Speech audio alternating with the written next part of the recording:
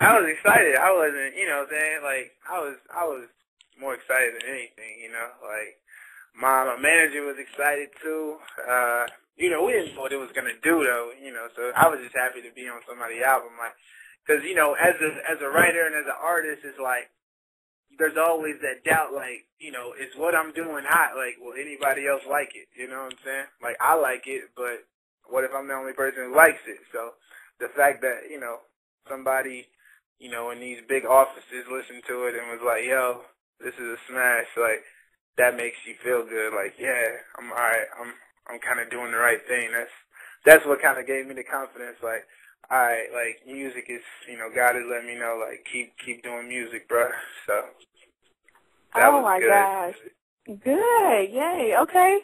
So, a lot of the times too, when you're in this industry, you know, I feel like people make songs and they make them for a purpose. So it's a reason behind everything. Now, Yeah. your answer don't have to be sexclamated on this, but have you ever had to blame it on the alcohol situation? Yeah, but see, like, blaming on alcohol is so broad. Like, it don't have to be like, you know, like you said about sex. It's more so like, you know, you show up late for work, or you don't want to go to work, or, you know, anything. You know what I'm saying? There's so many instances where you can just blame it on, you know, the alcohol. So, actually, when I came up with it, I had just called the phone with my grandmother.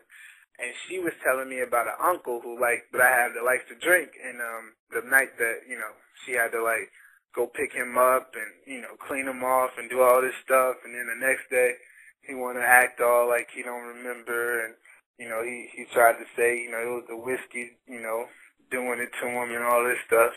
And she's like, he can't be blaming it on no liquor and no whiskey and stuff. And that just kind of stuck with me when she was, like, telling me the story when we got off the phone. And that's actually when I wrote it, you know, after talking to her. And who was that, your grandmother? Yeah, Grandma Rosie. Oh, shoot. I hope Grandma Rosie got some of the royalties, too. Don't leave her out. No. I hooked her up, though. She's good. She's happy. Okay, so she's taken care of. Yeah. Okay, good to know. Okay. And then when I was reading over the notes, I noticed that you had some mixtapes come out. One was called The Inauguration, and the other one was called Nate Obama. And I just love those titles because back when Obama was on the campaign trail, I, like, traveled all over the country with him and did 7 events, and it was just incredible. So tell me about some of those projects right there. Wow, yeah. Nate Obama, you know, after, you know, me meeting my manager, Skip, he believed in me enough to, like, yo, let's get a mixtape out, you know. So DJ Shakim, he introduced me to him. Shakim was cool, you know, and he dug the music, so we just kind of put it together. Me, Ski, and Shakim kind of, you know, just picked instrumentals, and I really wanted it to all be like an album, but they was like, nah, let's save album stuff for the album. Let's just, you know, kind of show people your lyrical abilities on the Nate Obama mixtape. So that's what we did. On the inauguration, you know, I kind of was able to sneak a lot more, you know, different kind of stuff into that mixtape, you know. So and then the mixtape I'm working on now is like completely like it's out of here. It's like a ride, so to speak.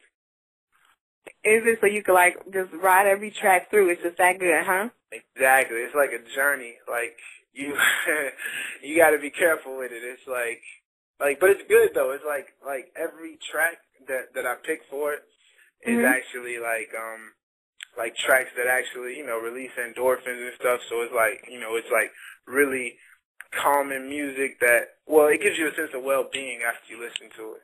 So that was kind of the whole thing on this mixtape I'm doing now.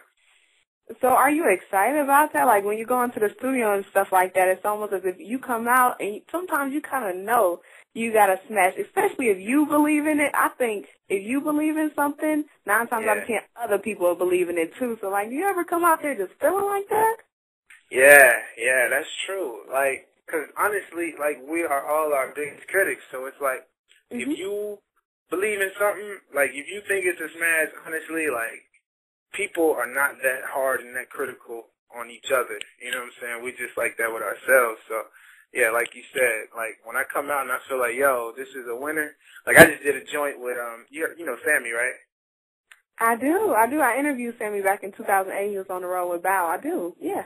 Yeah. I just did a joint for his album. He just, you know, he just did a deal recently with Interscope. So I just did a joint for his album. That's like I have that feeling, like, yo, this is gonna be crazy. Like he's gonna be out of here with this record. So.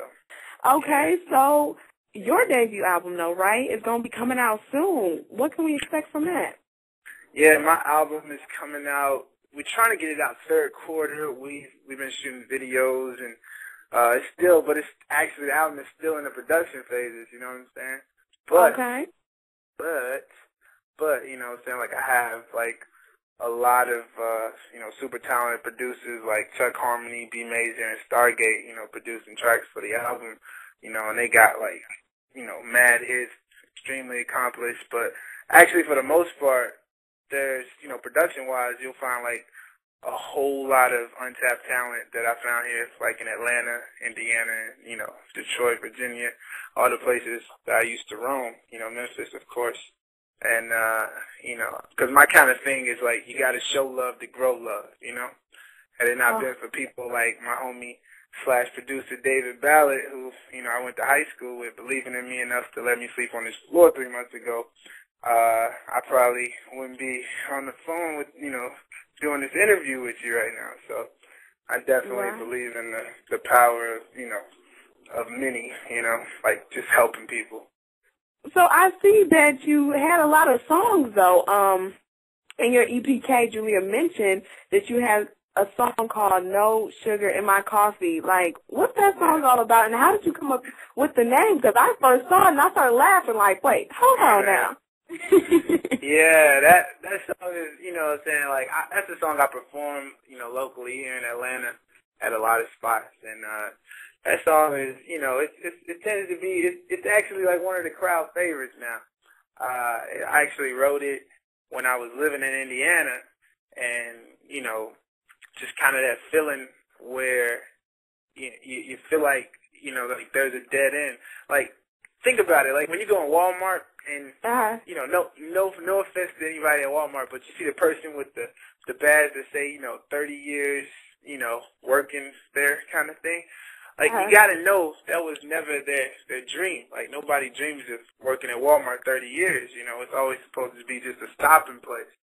And so, but, you know, because of, you know, life and stuff like that, we got to, you know, compromise and conform.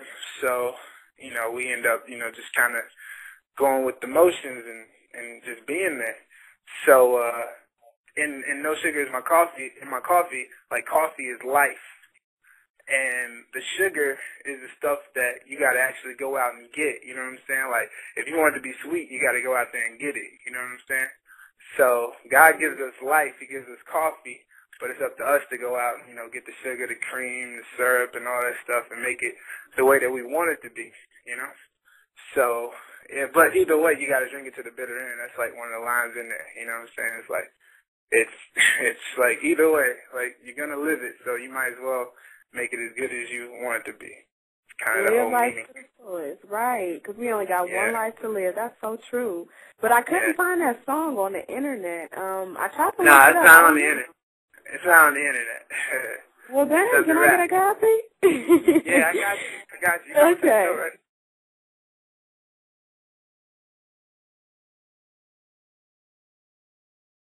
Yeah, I wrote all the songs.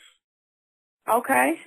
Yeah. So you're not planning on working with any other writers for it, or I'm not opposed to it.